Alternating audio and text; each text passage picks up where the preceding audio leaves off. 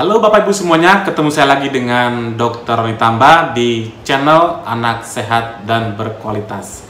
Kali ini kita kembali menjawab pertanyaan seorang ibu yang bertanya pada saya melalui Instagram @ronitamba, mengatakan, "Dok, kenapa bayi saya kalau pup itu warnanya hijau?" Jadi kita coba bantu pertanyaan ibu ini, yaitu kenapa atau apa yang terjadi ketika feses bayi itu berwarna hijau. Jadi bagi Bapak Ibu yang mungkin saja baru menyimak materi kami, jangan lupa klik subscribe-nya, like, dan boleh di-share kepada teman-teman yang lain. Dan bagi Anda Bapak Ibu yang mau bertanya, silahkan ikut pada Instagram saya @ronitamba. Nanti di sana kita akan membuat jawaban melalui postingan-postingan dan akan saya share di YouTube ini. Kita mulai pembahasannya.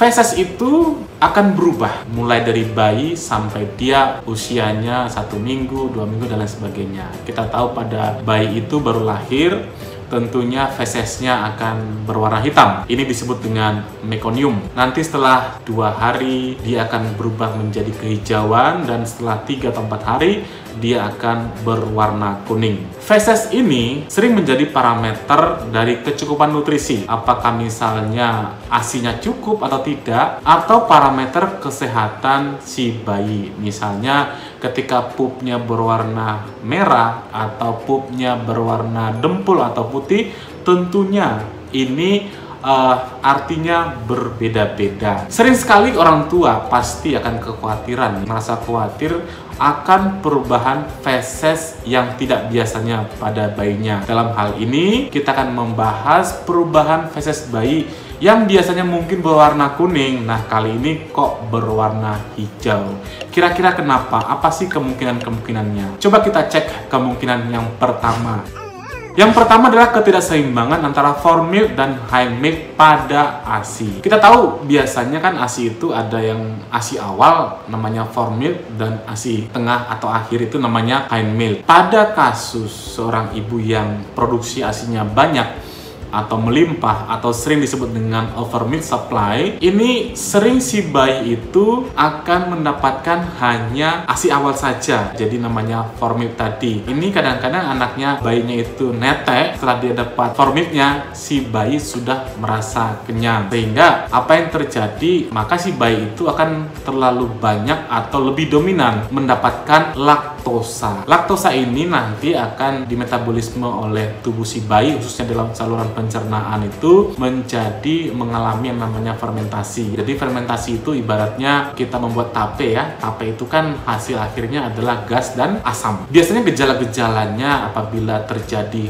hal ketidakseimbangan formil dan high milk ini ada berupa misalnya perut si bayi itu cenderung kembung, berbunyi kerucuk-kerucuk ya, karena gas yang diproduksi tadi. Kadang-kadang juga anusnya itu iritasi karena asam yang dikeluarkan bersama fesesnya. Nah, kadang-kadang karena si bayi itu kebanyakan mendapatkan formil tanpa banyak high milk, tentu kadang-kadang berat bayinya itu tidak naik optimal. Kita tahu bahwa kandungan lemak yang paling tinggi itu didapat pada high milk, dan bayi biasanya juga akan rewel karena hal ini. Yang kedua, kemungkinan penyebabnya adalah kurang asupan ASI. Jadi dilematis juga ya, ASI terlalu banyak, over milk supply, bisa membuat fesesnya berwarna hijau. Sedangkan kalau ASI-nya kurang juga fesesnya bisa hijau juga. Hal ini terjadi karena apa? Karena kekurangan dari supply dari ASI ibu. Ada gejala-gejala lain yang mungkin bisa kita perhatikan ketika produksi ASI atau si bayi hanya mendapatkan sedikit ASI. Didapatkan gejalanya misalnya bayinya selalu rewel dan minta nenen terus, dan juga frekuensi kencingnya berkurang. Otomatis frekuensi pupnya juga akan berkurang, dan disertai berat badannya naiknya tidak optimal. Kemungkinan yang berikutnya adalah bayi mengalami yang namanya hipersensitivitas atau hipersensitif atau alergi terhadap protein susu sapi. Bayinya ASI, terus dapatnya protein susu sapi dari mana? Tentu dari makanan atau minuman yang dikonsumsi oleh ibunya. Nantinya kan protein susu sapi itu akan lewat ASI. Biasanya kalau bayinya itu mengalami hipersensitif atau alergi, pasti itu diikuti dengan adanya gejala lain. Apa saja? Misalnya ada eksem, dermatitis atopi, ada kemerahan mungkin di kedua pipi bayi, atau bayinya sering kumuh atau muntah yang berulang tentunya. Dan juga ada kemerahan di bagian tubuh lain, misalnya di badannya atau di lipat-lipatan badan si bayi. Dan kadang-kadang nih pupnya itu berwarna hijau berlendir dan ada semburat-semburat kemerahannya. Kalau misalnya ini terjadi, saya sarankan konsultasilah ke dokter anak terdekat untuk tata laksana lebih lanjut apakah memang benar-benar alergi protein susu sapi ini. Kemungkinan yang berikutnya adalah terjadinya infeksi virus pada saluran pencernaan si bayi.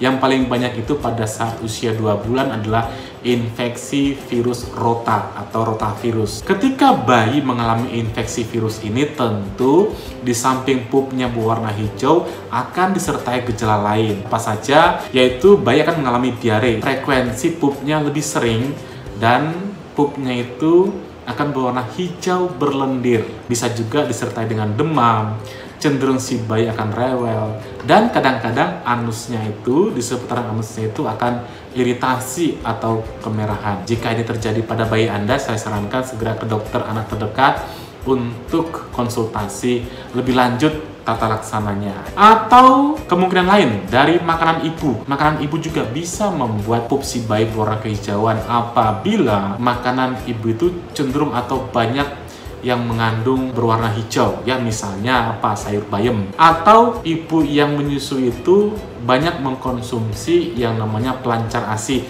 terutama yang isi pelancar ASInya itu fenugreek. Bisa Anda lihat pada kemasan pelancar ASI yang ibu konsumsi. Jika ada fenugreeknya, wajar ketika bayinya itu pupnya berwarna hijau.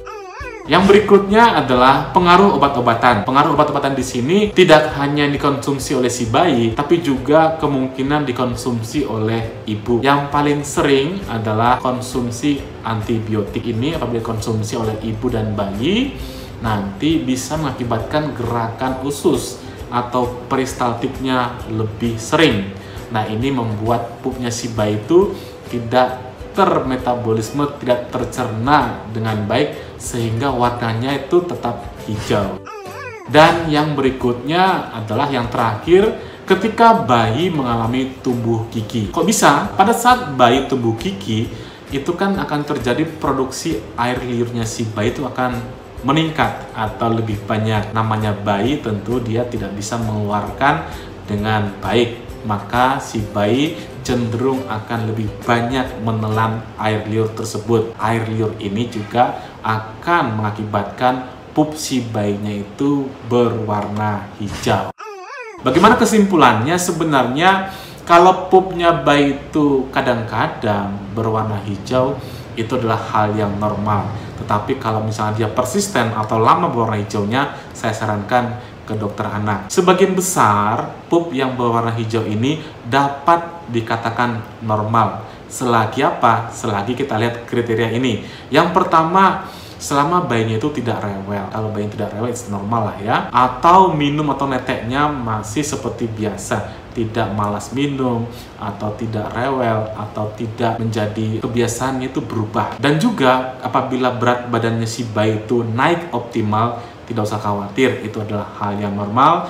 Dan jika pupnya si bayi itu hijau, tidak disertai warna kemerahan. Jika misalnya hal-hal ini tidak ada pada bayi Anda, maka dapat dikatakan pup yang berwarna hijau pada bayi Anda itu masih dikategorikan normal. Jadi itu Bapak Ibu semuanya, saya sudah paparkan mengenai apa sih kemungkinan yang menjadi penyebab pup pada bayi berwarna hijau. Mudah-mudahan materi bermanfaat bagi kita semua. Salam sehat. Dadah.